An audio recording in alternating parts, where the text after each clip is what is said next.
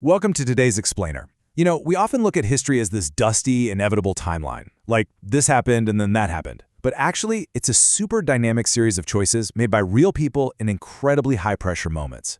Today, we're diving into the architect of decision, leadership, and moral wisdom. We're going to see exactly how leaders evaluate their options, predict the consequences, and ultimately pull the trigger on choices that literally change the world. Let's dive right in. So put yourself in a leader's shoes for just a second. What should leaders think about before making difficult decisions? When the stakes are sky high and every single option has a serious downside, what is the actual blueprint for making the right call? Well, this is the core question we're going to unpack today. Because whether you're leading a nation, leading a team, or honestly just managing your own life, understanding the mechanics of a good decision is practically a superpower. And that brings us to the foundational framework for today. James 1:5 says, "If any of you lacks wisdom, you should ask God, and it will be given to you." See, true leadership isn't just about having the highest IQ in the room or crunching the most data. It requires deep, moral wisdom. It requires seeking guidance beyond yourself. As we're going to see, the best leaders understand that intelligence without a moral compass can actually lead you totally astray.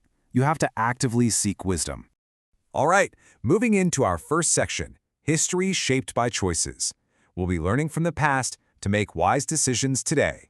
By literally stepping into the war rooms and Oval Offices of the past, we can figure out how to make wiser decisions right now. So let's start with our first case study, George Washington and his choice of neutrality. Imagine being the very first president. The nation is brand new, it's incredibly fragile, and suddenly massive wars are breaking out over in Europe. The pressure from his own cabinet and the public to pick a side, honor old alliances, and jump into the fight was intense.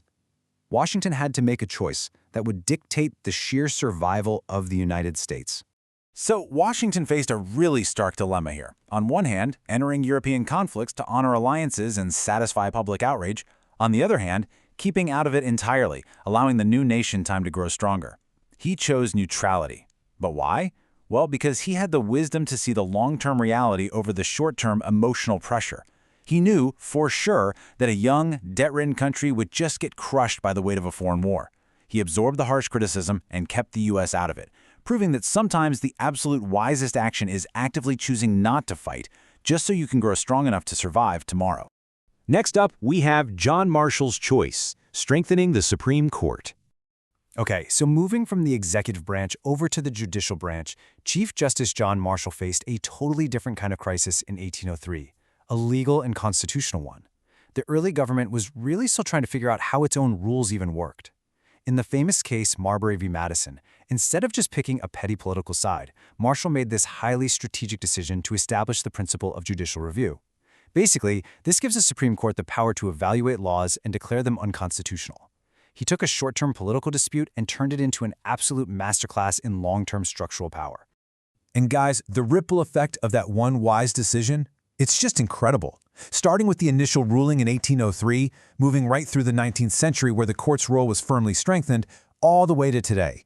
Marshall's decision continues to heavily influence U.S. law right now. As we speak, when you evaluate your options carefully and think structurally, your decisions can outlast you by centuries. Moving on to our third section, Lincoln's choice, the Emancipation Proclamation. This brings us to what is probably our most heavily weighted case study. Abraham Lincoln was leading a nation that was quite literally tearing itself apart in the Civil War. He faced an agonizing balancing act, weighing intense political risks and complex military strategy on one side against a profound moral responsibility on the other. If he moved too fast, he risked losing the border states and losing the war entirely. But if he did nothing, he failed the moral test of his generation and allowed the horrors of slavery to continue unchecked.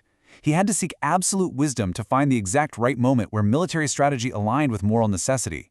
And he found that right moment.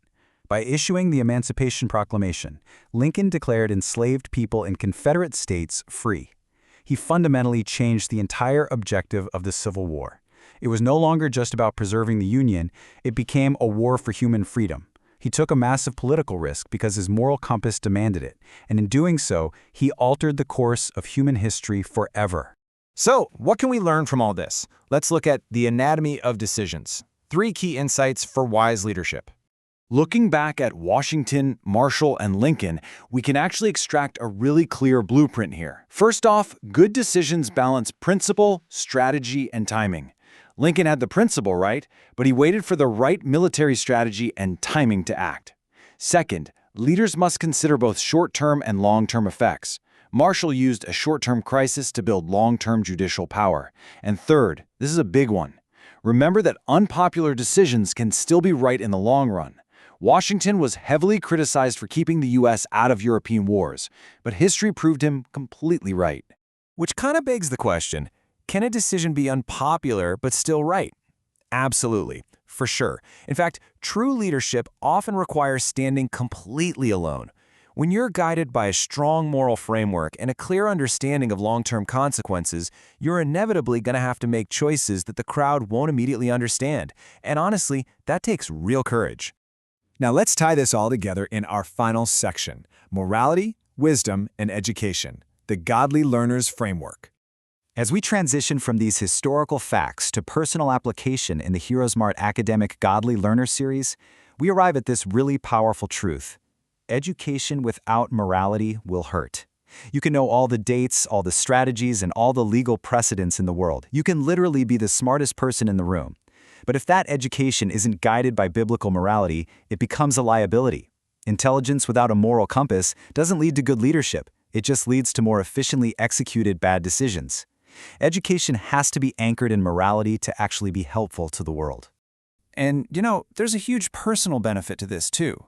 Romans 8:6-7 promises peace of mind to everyone who keeps their mind spiritual. When you intertwine your education with a moral, spiritual framework, you don't just make better decisions for others, you gain peace for yourself.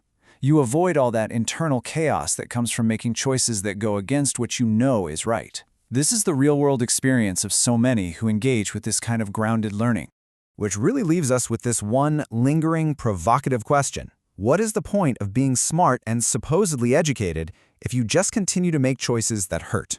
As you go forward, whether you're analyzing a historical event for a class or making a tough choice in your own life, remember Washington, Marshall, and Lincoln.